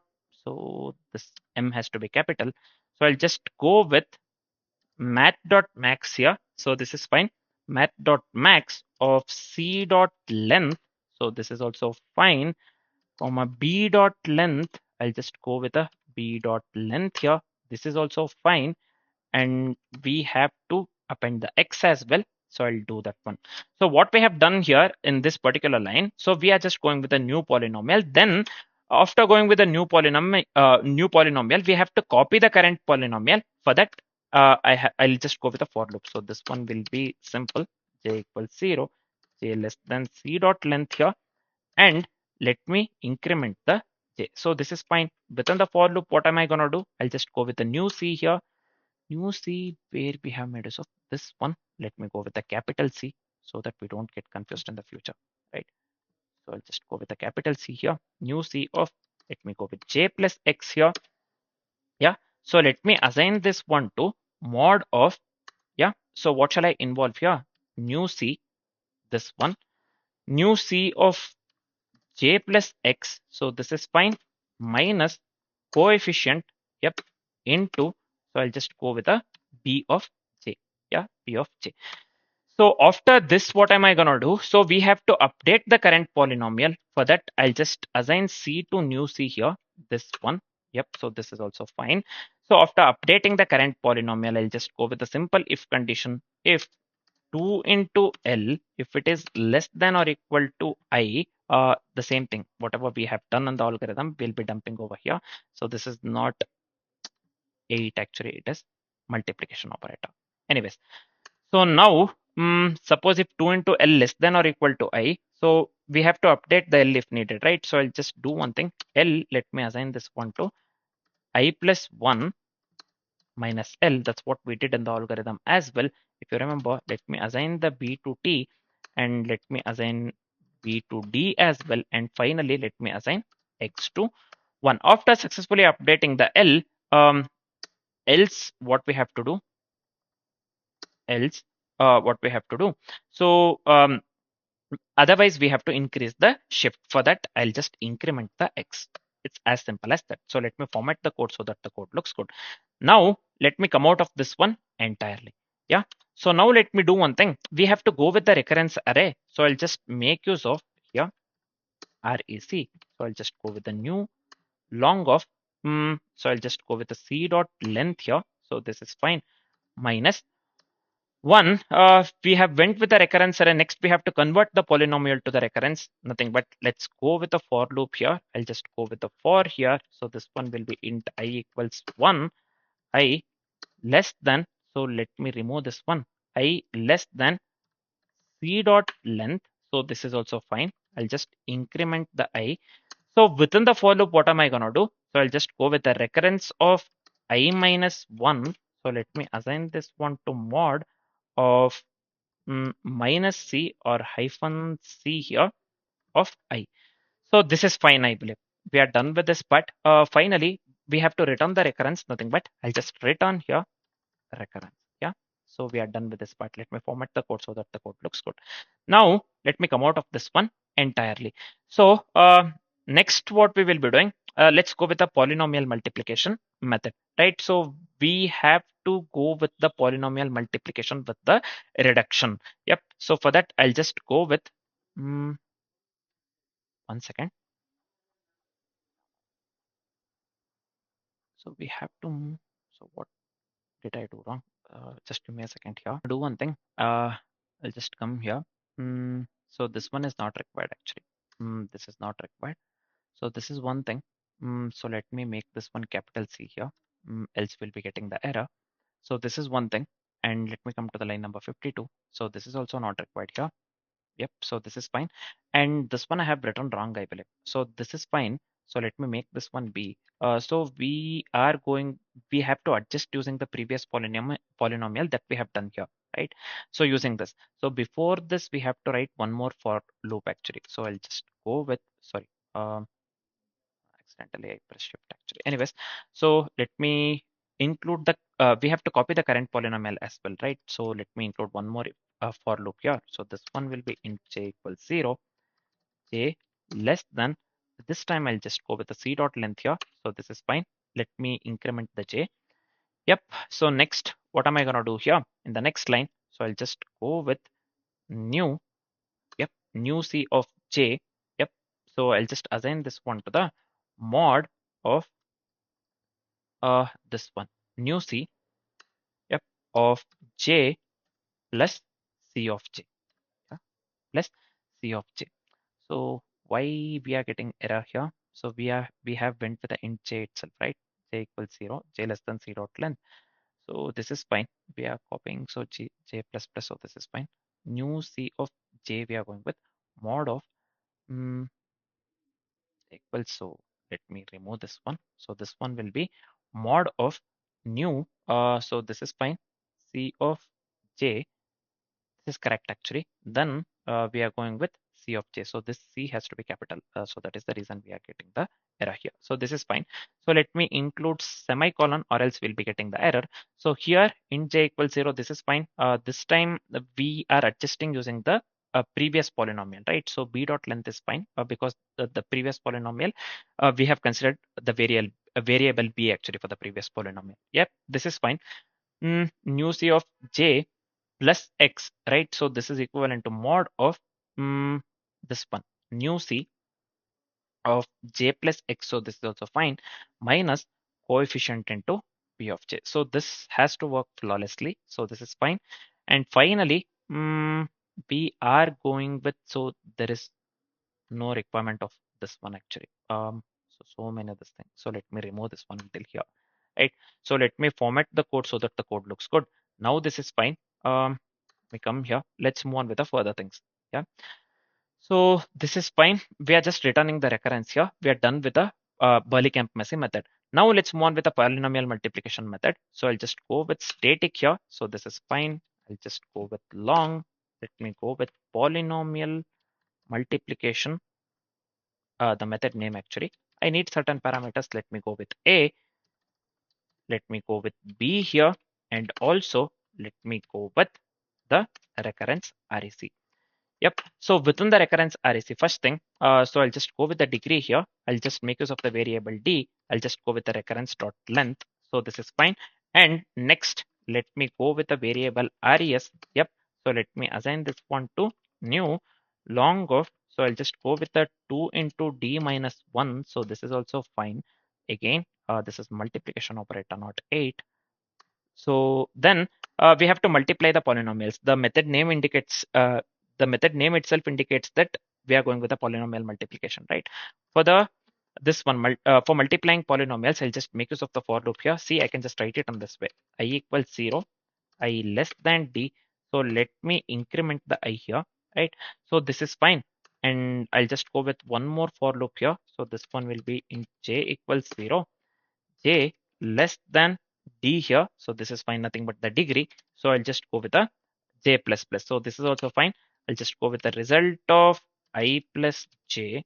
So let me assign this one to mod of result of I plus j. So I'll just go with plus a of I into b of j. So this is fine as well. We are done with this part. Next, after multiplying the polynomials, we have to reduce the higher degrees. For reducing the higher degrees, again, I'll just go with one more for loop. So I'll just go with, we have to start from 2 this time. I equals to 2.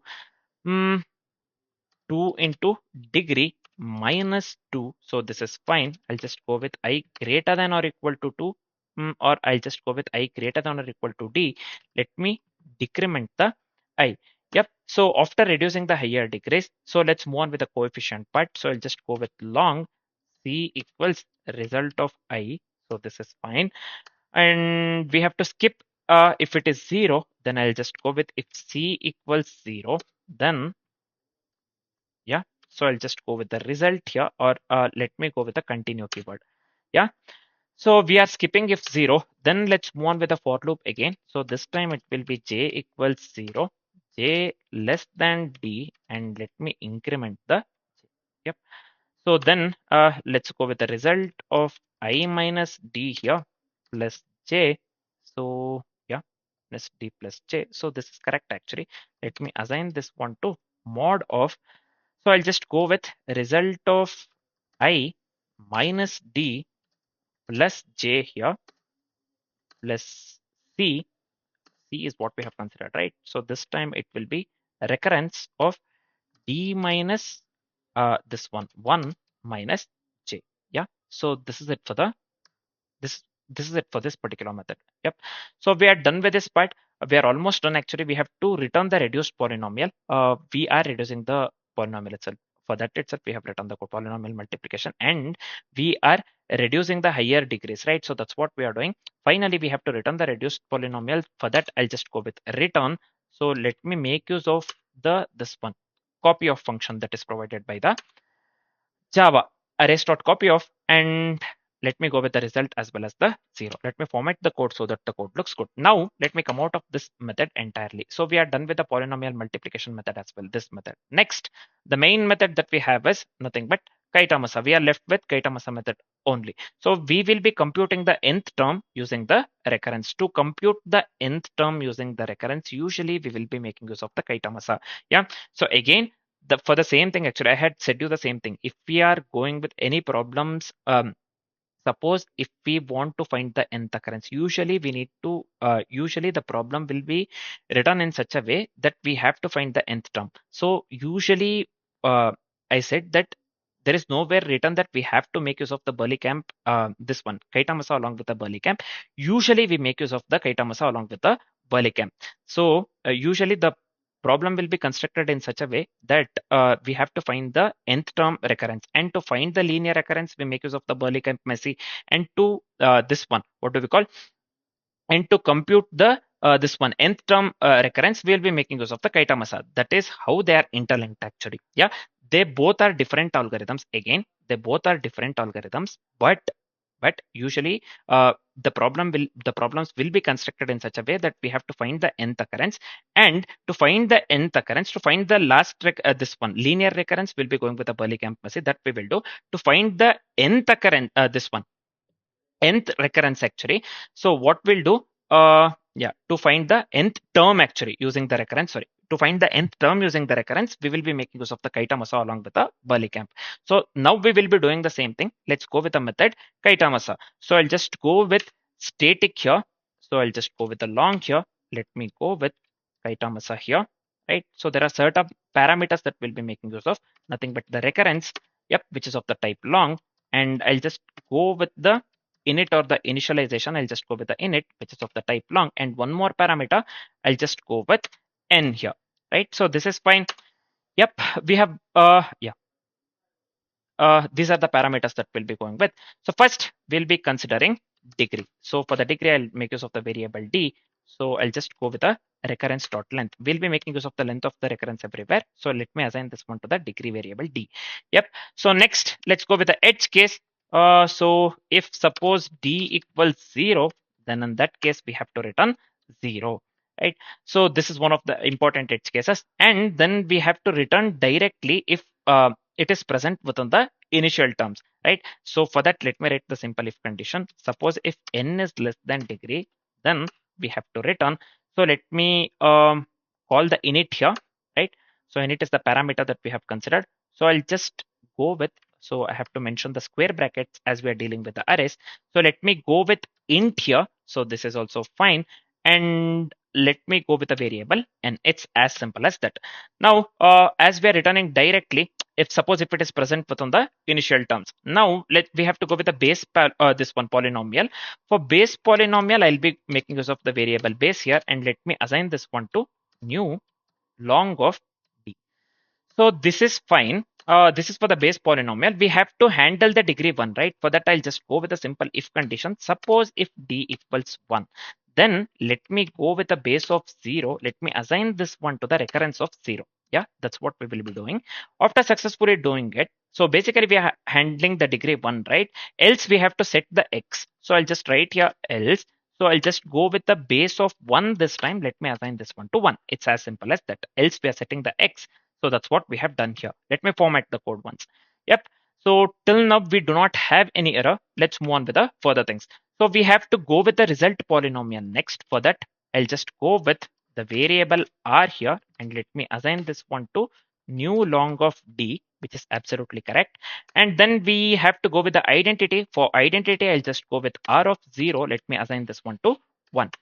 So we have to go with a copy of n. For that, I'll just make use of the variable m, and let me assign this one to the n. It's as simple as that, as we need to go with a copy of n. Next, we will be going with a binary exponentiation. This is the reason I said we should be having the idea of the binomial coefficient binary exponentiation. Binary exponentiation algorithm is also present in the 150 algorithms playlist. Please do go through certain algorithms that are present, that I had mentioned actually, that I had mentioned earlier, that is present in the 150 algorithms playlist, or the number theory, or the math this one playlist, right? So there are certain algorithms that are present in the number theory or the math playlist or the 150 algorithms playlist that is related to the number theory. You can just go through that. Yeah, number theory or transform or math, however you call it. Yep. So this is fine. Let's move on with the further things. Let's move on with the binary exponentiation. So I'll just go with the while loop here. While suppose if m is greater than 0, we are going with the binary exponentiation. I'll not be explaining this one in the depth. So let me go with a simple if condition here. If m logical and 1, suppose if it is equivalent to 1, let me assign or 2. So let me call the polynomial multiplication method here. So let me copy this one entirely. So I'll just call this one over here, polynomial multiplication. So let me pass the parameters. One is r, and another one is base, and another one is recurrence. Yep. So this is fine. We are just multiplying if this one bit is set actually. Then I'll just assign the base. So we are entirely going with a binary exponentiation here. Let me assign the base. Let me again call the polynomial multiplication here. Let me paste this one again. The method that we have written just above this particular method. So I'll just call the base here, base twice actually. Then recording, as we are going with a binary exponentiation, let me call the base twice here, right? So then we have to go with the recurrence as well. Yep, we are done with this part. Finally, we have to shift the bits actually. Usually we'll be going with m equals m by 2. As we need to shift the bits, we will be going with m equals m by 2. So there is a fancy way of writing that by making use of the bitwise right shift. I'll just go with right shift equals 1, nothing but m equals m by 2, right? So you can just write m equals m by 2 as well. So this is fast, and that is the reason I say that every time. So you have to be very good with this one. What do we call bitwise operators? How to make use of the bitwise operators and certain things, XOR and or those things actually. You have to know the truth table and how to implement that one, and left shift, right shift operator, and the number theory. This one, certain theorems as well as the what do we call certain theorems as well as certain implementations. And you have to know, you have to have the idea of the modular inverse, modular exponentiation, binary exponentiation, coefficients actually. Then this one, sieve of eratosthenes, you have to have the idea on the primes actually. You have to be good. So there is no way written that you have to know the calculus part and other stuff. No, I'm not saying it, but pure algebra, right? So you have to know the high school math basically, right? So you have to be good with the high school math. That's what you have to know, certain things when it comes to the algebra. And if you're good with the trigonometry, it's even better. Yeah, it's even better. So the basic math, you have to have the idea on the basic math. That's it. So yep. And you have, for the extreme, I have stressed this one multiple times, for the extreme what do we call, for the intense optimization or the extreme optimization, when it comes to templates and when it comes to solving the number theory problems and the bitwise this one, bit manipulation problems, you have to have the idea. So it have the idea on the bitwise operators and this one XOR and or this one and or those kind of things. You have to have the idea on it. Bit manipulation techniques for the intense optimization. So it will help you a lot. I really mean it. If you have to have the idea on the bitwise this one operators and the operations as well. Yep, you have to have the idea on it. So it will help you a lot when it comes to the intense optimization. You will not come to know when I say this. Actually, whenever you are giving the contests and whenever you are going with the intense optimization, you will be going without knowing. You will be going with the bitwise operators and bitwise operations. Yeah, and certain number theory. This one, what do we call implementation? If the problem is related to the number theory or the math actually or the transform basically, so we will be making use of the certain theorems and this one mod inverse and mod. So this one, what do we call modular exponentiation, mod inverse. So these kind of things, especially this one, what do we call bitwise. This one operations will help you a lot. If you know that correctly, you will be making use of it. Most of the times you will be making use of it for the intense optimization. Without knowing it, you will be making use of it. Yeah. So you have to be good with the bitwise this one. So there are certain theorems and the certain this one algorithms in the number theory you have to know, and you have to know the bitwise this one operators as well as the operations, and along with that this one XOR negation as well as the and or the truth table you have to know, and how it works, that also you have to know, right? So if you don't know, please do go through the bitwise manipulation this one algorithms that is present in the 150 algorithms playlist, or this one bit manipulation playlist actually. Yep. So this is fine. Let's move on with the further things. After successfully shifting the bits actually, what we'll do, let's move on with the final answer. So nothing but let's consider result variable. Let me initialize that one to 0, and we have to compute the final value as well. For that, let me go with for loop here. So this time for loop, I'll just go with int I equals 0. So I'll just go with I less than degree, nothing but variable d we have considered for that. Let me go with the I plus plus.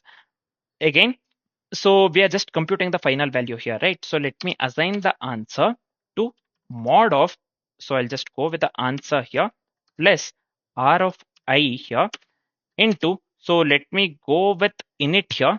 Yeah, let me go with the init. So we have already written the init, this thing, right? So I'll just go with init of I. So this is fine. And finally, let's return the resulting variable ans, nothing but the answer, right? So let me format the code so that the code looks good here, right? So this is fine. Somewhere I have done something wrong. So this one I should have closed here itself. So let me remove this one. This is not required at all. Anyways, yeah. So let me format the code so that the code looks good. Yep. So this is fine. Let me come out of this method entirely. Now, we will be going with two more extra helpers actually.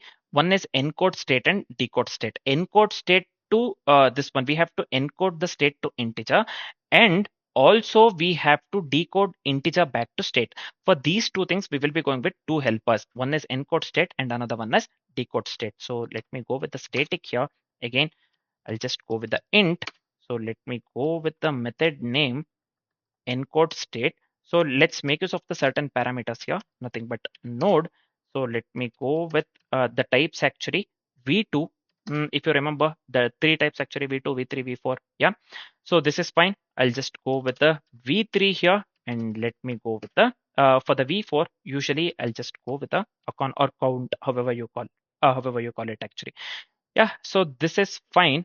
This is nothing but AC war, and this is nothing but the V4 actually. Yep. So it depends on the K, right? So we have already discussed that one. We know that. So I'll just go with node here into 4 into, I'll just go with the SK plus, let me go with the V2 here into 2.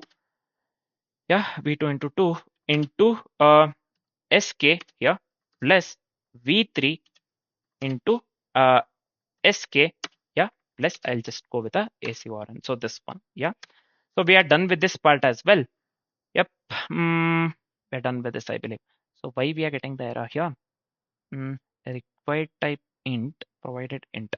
So do I need to go with the? Well, no, we don't have to go here, right? So we are going with a node, which is absolutely correct. B2 we are going with just int. B3 we are going with the int, and this one.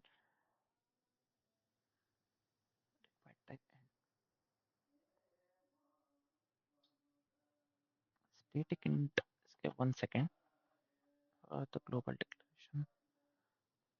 So yeah, we went with just this one, right? Static int sk, which is absolutely correct here. This is fine. What's wrong here? So we are going with a modulo constant and we are going with a variable sk. So we don't need the array actually. Why it is asking for the array? 1 second. Let me scroll this one down. 1 second. Just give me a second here. So yeah, here I have mentioned the this one array. So this is for the decode state. Actually, I had got confused. I believe. So let me format the code.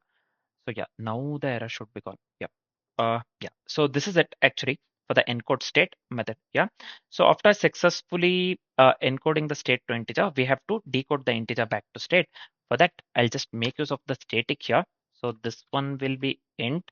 So let me go with decode state here. So this is fine. So I'll just go with int s. So this is also fine. 1 second. So within the decode state method, first thing, so we have to extract the count, right? So we have made use of the variable acorn. So I'll just go with the same thing actually, int acon. So I'll just go with s. Let me go with the modulo. I'll just go with the sk. So this time it would be s equals s by sk. Yep. So this is fine. The next thing is let's go with a v3 as well as the v4 type. So for the type 3, so I'll just go with a v3 variable here. So I'll just go with s modulo 2. So this is fine. Again, s equals s by 2. So this is also correct. Next, let's go with a uh, type 2. So let me go with here s modulo 2. So this is fine. S equals s by 2, right? So we have successfully extracted visited 2 as well. Finally, we have to return the components. For that, I'll just go with the return new int of. So this time I'll just go with here. I'll just go with s variable s. So v2, v3 as well as the acon. Yep. So these are the variables that we have made use of, right? So this is fine. Let me give the semicolon here or else we'll be getting the error. Let me format the code so that the code looks good. Yep, we are done with this part. Yeah, we are done with this part. Now we are going with the right. So yeah, let me come out of this one entirely. So we are done with the encode as well as the decode state as well, and we are done with the this one main algorithm part as well as the logic part. Berlekamp Massey we have made use of, and we have went with a polynomial multiplication, which is obviously required for this problem, and we have went with the Kaitamasa as well to find the nth occurrence using the linear recurrence as we have been given k, right? As we have been given the value k actually to find the nth this one nth term actually to find the nth term we will using the this one, what do we call linear occurrence, we are going with a Kaitamasa, right? So, and we have made use of the Berlekamp obviously to find the linear recurrence part, and we are going with a polynomial multiplication as well. So this is fine, I believe, these three things. Yep. So whenever there is math included, so we don't have to worry that much, right? So whenever there is math included, it becomes easy, right? It becomes easy because either you will be knowing the logic or you'll not be knowing anything. Either you'll implement completely or you'll go with a zero. Either whenever it comes to the math problems, it's either zero or it's 100%. Yep, there is no in between, right? The calculation part you would have you would do the mistakes. Might be you will be doing the mistakes in the calculation part. You can recheck that one again and correct it. But whenever it comes to the math part, actually, whenever it is number theory, either it is 0% or it is 100% for sure. There is no in between actually, right? So that's the reason math problems are fantastic actually whenever it comes to number theory, transform or the math. So usually you know the logic or you know the calculation part, you do it 100%, or if you don't know, you do not have the time to implement, you leave it entirely. It's 0 or 100%. Yeah. So we are done with the algorithm, and we have to encode as well as the decode as well. For that, along with the polynomial multiplication, Berlekamp Massey, as well as this one, what do we call Kaitamasa, and we have written one more. Yeah. So we are going with a modular inverse using the this one modular exponentiation, modular inverse using Fermat's little theorem, And yeah, this is related to the same actually, fast exponentiation part. Yep. So we are making use of these two things that are required. Yeah. So these are some of the methods that I have segregated into, and yeah, the logic we have written within those methods. So this is completely related to the number theory. If you know the number theory algorithms pretty well, implementation will be a piece of cake actually. Berlekamp, Massey, modular inverse, modular exponentiation, fast exponentiation, yeah, a Kaita-Masa, then polynomial multiplication. It's extreme math actually here, right? So you have to have the idea, right? So you just have to have the good this one basic math actually. Yeah, you have to have the idea on the basic math, high school math, I would say. Yep. So this is fine. We are done with this part. We have went with the encode state as well as the decode state methods as well. Next, what we are going to do? Yeah. So anything that's related to the input output part, usually I'll be writing that one in the main method. So let me write. So usually I don't type the main method. Usually I take it from the Google. Let me do that. So everything that's related to the input output method, input output, I'll be usually will be writing within the main method. So usually I don't type as it is not related to the core logic, right? So usually it's related to the input output part. So let me take that from the Google. Just give me a second here. So let me do one thing. I'll just come here and let me paste it over here. This one main method. I'll just explain this one entirely quickly, basically, in simple terms. So we are going with a buffered reader for the fast input actually. We don't have to worry about this. What is this actually? One second. Yeah. Anyways, let's continue with the same. So we are going with the string tokenizer here to input the what do we call to tokenize the input. Sorry. Yeah, we are making use of the string tokenizer, and we have to read NE as well as the K, right? So we have to read NE as well as the K, and we have to read the account states as well, right? So that we are going with a SK. So suppose if I open the Chrome here in the question, so yeah, here you can clearly see we have been given N, E as well as the K, right? 5 as well as the 0, and we have to go with the account states as well. That depends on the K, right? So for that, we are going with a percent basically, right? So this is fine. Next, we have went with the adjacency matrix here, this one. As we are considering the n events as the connected directed graph, we have to go with the adjacency matrix that we are going with here, right? So next we are going with the for loop. We have to read the graph, right? So after going with the adjacency matrix, we have to read the graph that we are making use of, that we are doing it within the for loop. Yep. So this is fine, and we are setting the edge as well. This one you can just check this particular line. So line dot caret of j, we have set this one to the 1, meaning we have set the edge. Then we are going with the variable states as well as the terms. States, nothing but the total states. As we are dealing with the state based DP, we are going with the variable states and nothing but the total states. And we are going with the enough terms for the Berlekamp Massey. So we have to go with the enough terms, right? So we have to have the enough terms accordingly with the constraints. And we are going with the enough terms for the Berlekamp Massey here, right? So this is fine. Next, what we are doing, so we are going with the rolling DP, right? So this one is nothing but we are going with the rolling DP here, and we are going with the initial states here, right? So encode state is nothing but we are going with the initial states here. And finally, for the sequence, we have considered the variable SEQ, which is the sequence for the Berlekamp Massey, yeah, which is the sequence for the Berlekamp Massey, this one. Then we are simulating the DP and we are going with the current and the next layer, right? So we are simulating the DP and we are going with the current and the next layer that we are doing within here. And we are resetting the next layer, nothing but areas dot fill this one. Yep, we are resetting the next layer, and then we have to store the valid in this one ending states that we are doing again with the help of the sequence of t. This line you can just have a look into it. Then we are just going with a for loop because we have to iterate the states. We have to skip the 0 states. We have considered this one. For that, we have made use of the current continue variable that is provided by the Java. For decoding here, we are making use of the DEC. Yeah, we are making use of the DEC. Nothing but we are decoding the states. Then we have to stop if already at the end. For that, we have made use of this one. What do we call? If condition actually. Then what we are doing here, we have to update the visited 2, visited 3 as well as the account count, nothing but visited 4, type 2, type 3 as well as the type 4, right? So that one we are doing with NV2, NV3 as well as the NA. NA is nothing but we have went with the account count actually. We can just consider V4 as well, V4 account count. Any variable accordingly with hub, you have understood the problem. Yep. So in my case actually I have went with a account state, account count actually, or the state I am going with a variable NA here, right? So this is fine. Here within the for loop, actually what we are doing, again this one, so we are trying all the next nodes and we are skipping the invalid edges. We have to skip the invalid edges. We have discussed this one already previously, right? So this is fine. Next, we have to skip if it exceeds the k. For that, I have written the simple if condition, this one, if NA greater than k. So I have said you, in our case, in the problem, if you remember, actually, for the input that we had considered, that is given in the problem, actually, k, they have given 0. If the count or the account count or the account state, actually, if it is greater than k, if it is greater than 0, in that case, we shouldn't consider that one. We should be skipping.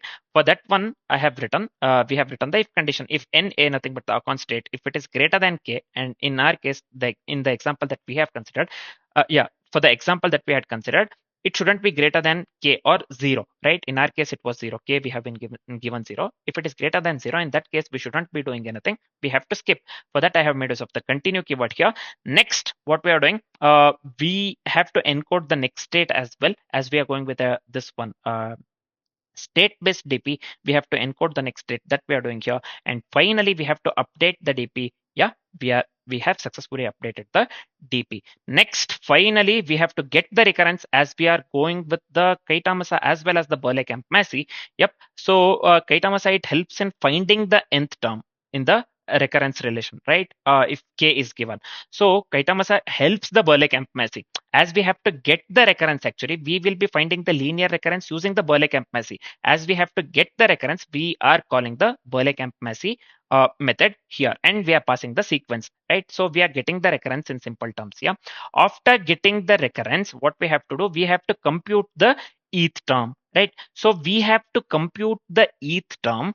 Nothing but in our case, it is eth term. Usually, generally, we call it as nth term. So usually that is done within the this one time complexity logarithmic e, log e, basically by making use of the Kaitamasa. So I have called here Kaitamasa, basically. Yeah, we have we have obviously we have already computed this one eth term using the Kaitamasa method. We have successfully called this one computed already. We are calling the Kaitamasa method within the main method. As we need to this one compute the eth term, we are calling the Kaitamasa method here, right? So we have done it that one using or we are printing that one, basically, right? So we are making use of the println here, right? So this is it for the coding part.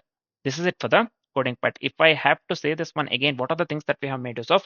So we have went with a modular modular exponentiation. We have went with a modular inverse using the formats little formats little theorem or the formats theorem, and we have went with a fast exponentiation just below the formats theorem, this one modular inverse that we have done. Then we went with a see here, this one. Then we went with a Berlekamp Massey method. We have exactly dumped the same algorithm that we had discussed during the algorithm part. Whatever we have discussed, the exact same thing with tweaks accordingly with the question, actually. With certain tweaks, we have just this one. We have dumped the same thing within the Berlekamp Massey. So this is entirely the Berlekamp Massey algorithm implementation. This is what we are focusing on mainly. Yeah. So we have discussed the Berlekamp Massey this one algorithm, and we have exactly dumped the same algorithm here, right, within this particular method, Berlekamp Massey method. Then we have to go with the polynomial multiplication, and we have to consider the previous as well as the current polynomial. For the current polynomial, we have went with a variable c, and for the previous polynomial, we have went with a variable b, if you remember. Yeah, right. So after that, we have went with a polynomial multiplication, and we are reducing here, right? So we have went with a reduction this one as well, if I correctly remember. So within that one, we are reducing the higher degree as well. So first we are going with a polynomial multiplication within this one, these two for loops, actually. Then we are reducing the degree. If you know the polynomial multiplication pretty well, we have to reduce the degree as well. Yeah, we are reducing the degree from here, basically, with the help of this for loop, actually. That's what we have done within the polynomial multiplication method. Then we have to calculate the eth term. In simple terms, we have to calculate, in general terms, we have to calculate the nth term.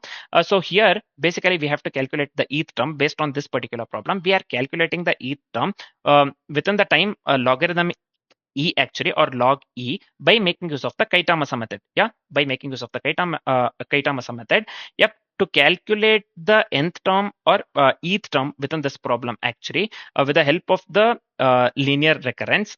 When k is given, we will be making use of the Kaitamasa. Yeah, so that is the reason we have made use of the Kaitamasa method here, and we have written the this one. We have successfully written certain things here, right? So this is fine, I believe. Yeah, within the Kaitamasa method.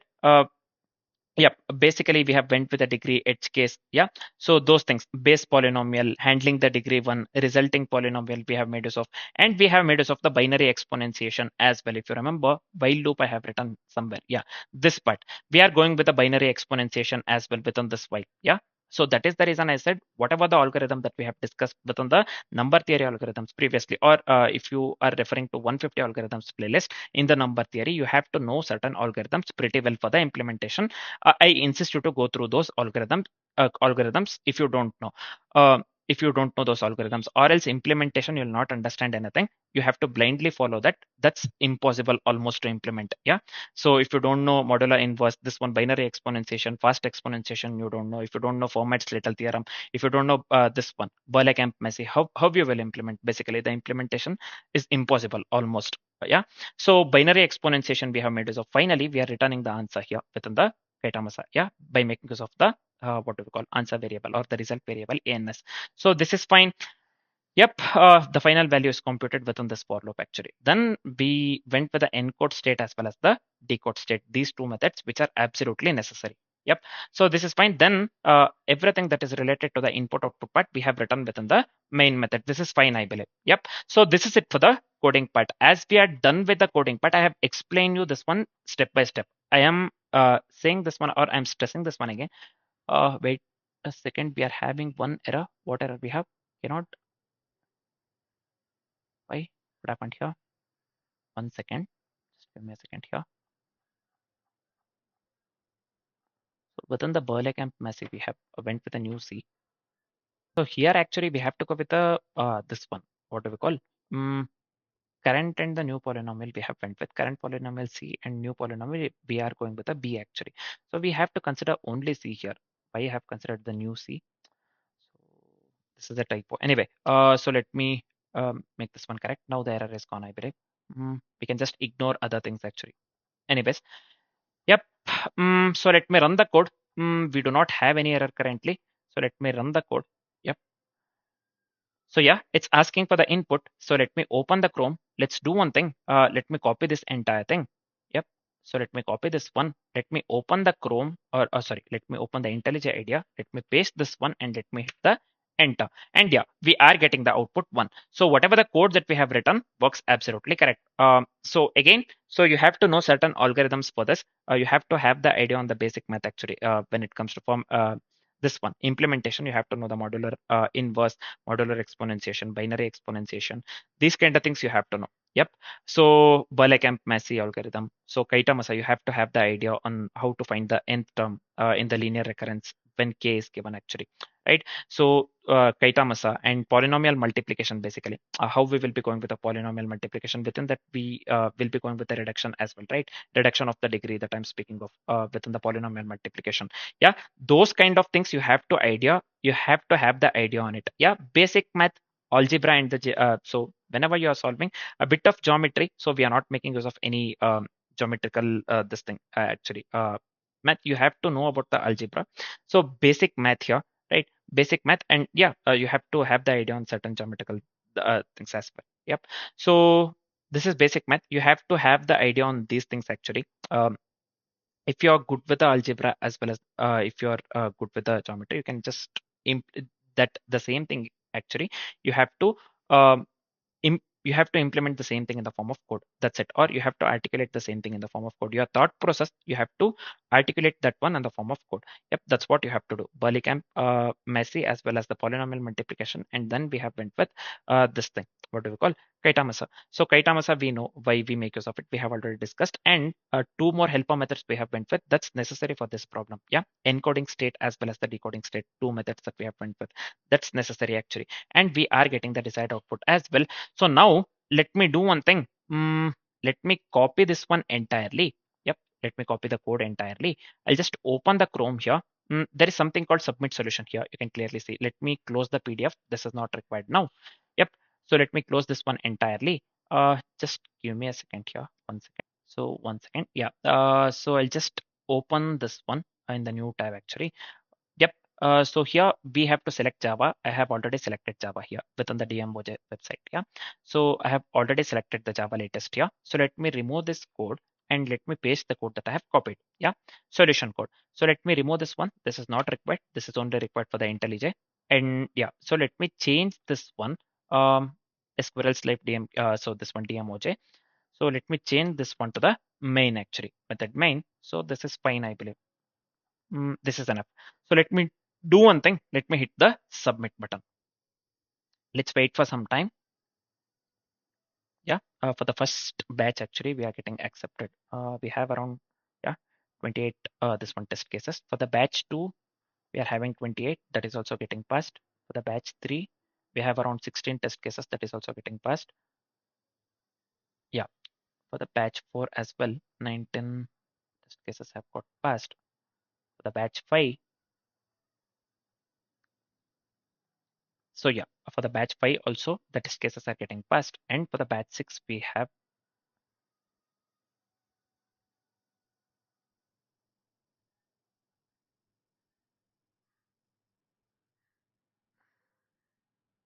yeah, see here, this one, resources. So this is fine actually.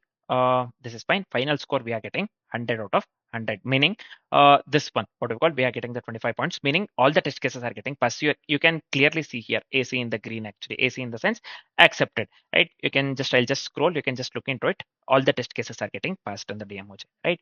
So batch 1 6/6. So all the test cases are getting passed in simple terms, right? So we don't have to worry. So whatever the code that we have written works absolutely correct for all the test cases. It works within the constraints that they have given, right? So this is fine. We have successfully solved the problem. So I can just open the code. So there is something called view source here. So let me click on this. When I click on this, you can see here, right? So you can just open this one, view raw source as well. You can just view the code there as well. So this is the code that we have submitted actually. Yeah. It shows clearly here mod power different methods that we have made use of. Yeah. Yep. So, yep. This is the this one. What do we call? This is the code that we have submitted, and we are getting AC, right? So this is fine. We are left with only one thing, nothing. But as we are getting the desired output for the code that we have submitted, we are left with only one thing, nothing. But discussing the complexities for the code that we have written. So what would be the time complexity here? So if you remember, we went with this one generation, DP generation. We have made use of the DP actually to generate two into states. Yeah, two into state, nothing but terms. I'm speaking of the terms actually. We have went with two into state for the terms actually. For the DP generation, it would be big O of states into 2. Yeah, it would be big O of states into 2 for the DP generation. And for the Berlekamp Massey, it would be big O of states to the power of 2. For the Berlekamp Massey, it would be big O of states to the power of 2. Right? So this is fine, I believe. Next, we have made use of the Kaitamasa method as well to find the eth term. Generally, we call it as to find the nth term in the linear recurrence actually using K. So usually we will be making use of the Kaitamasa along with the Berlekamp Massey. We have went with the Kaitamasa. So for the Kaitamasa, it would lead to states again, states to the power of 2 log E. So basically, as I've said, so we'll be finding the nth, this one, linear recurrence using K in logarithmic E. We had already discussed this one, right? So for the Berlekamp Massey, sorry, for the DP generation, nothing but we had already discussed nothing but 2 into states, right? So that would be states into 2, big of states into 2. For the Berlekamp Massey, it would be big of states to the power of 2. For the Kaitamasa, it would be big of states log E, state square log E. So overall time complexity would lead to big O of n into k. It would be big of n into k square actually, whole square logarithmic E. N into k square logarithmic E. So this is for the overall time complexity. When we consider all these three actually, the overall time complexity would, the dominated and the overall time complexity would lead to big of n into k square log E. So let me write here n into k square log E. So this is the overall time complexity. Yeah.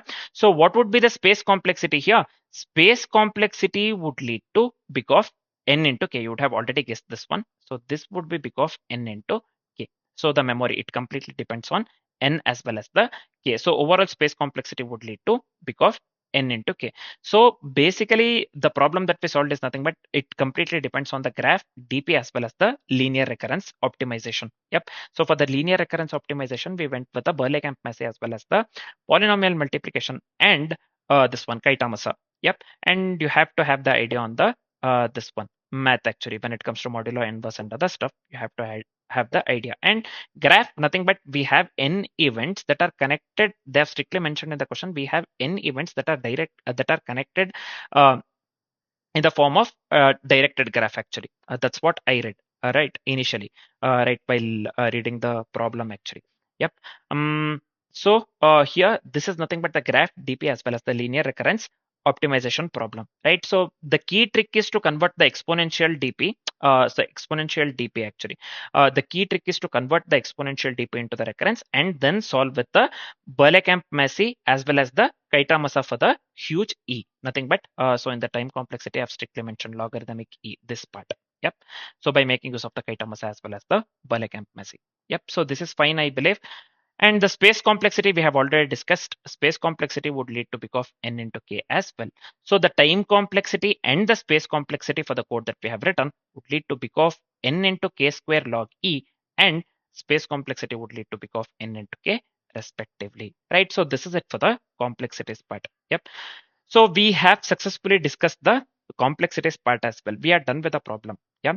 So we have discussed the Berlekamp Massey. We have implemented the same algorithm. We have got the opportunity to implement the same thing in this particular question, right? So let me close this one. So the problem's name is a squirrel's life. You can just find this one in the DMOJ actually. Yep. It was present on this one actually, Wesley's anger contest 5, the problem number 5 actually, a squirrel's life. So this is one of the fantastic problems. So I insist you to solve the problem if you are trying to understand the Berlekamp Massey, yeah, and Kaitamasa as well. This is one of the fantastic problems to solve the Berlekamp Massey algorithm. Yep. So this is fine, I believe. Mm, Yep. So we have discussed the Berlekamp Massey algorithm. We have got the opportunity to implement the same thing within this particular problem. Along with it, we have learned the Kaitamasa algorithm as well. And there are certain things, prerequisites are you have to have the idea on certain this one number theory algorithms such as modular inverse. Yep. This one modular exponentiation, binary exponentiation, fast exponentiation, and this one, what do we call? Mm, polynomial multiplication. Yeah, you have to have the idea on it, and you have to have the idea on the dynamic programming as well. So state-based dp, so we have went with a state-based dp. I had explained you that one earlier as well. You, at any cost, you have to have the idea on the dp, nothing but state-based dp. We cannot go with a normal dp, right? So we cannot go with a normal dp.